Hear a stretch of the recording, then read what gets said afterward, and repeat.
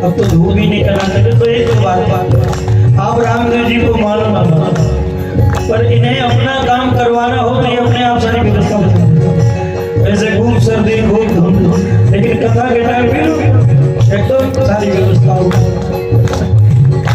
अब आपको नहीं दिखाई पड़ता तो नहीं दिखाई पड़ता हमको। हमारे पीलू भैया बोले महाराज कथा के टाइम पे खुल जाता वैसा हो जाता, हम लोगों ने अपना काम करवा लिया। और मेरे साथ कथा में कई जगह बरसात क्योंकि भादवे में आषाढ़ में सावन में बाबा की ज्यादा कथाएं होती हैं, तो बरसात के समय में भी, लेकिन जितनी देर कथा उतनी देर बरसात, चाहे पूरे दिन बरसात कथा के टाइम में। तो मुझे ऐसा लगता है कि रामदेव जी को भी अपनी कथा सुनने में अच्छी लगती है। और दुनिया का कोई भी व्यक्ति हो वो तो भगवान है, साधारण से साधारण व्यक्ति भी अपनी प्रशंसा सुनना सबको अच्छा लगता है।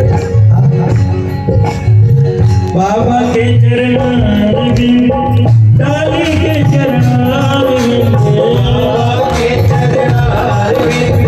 डाली के चरण बाबा के चरण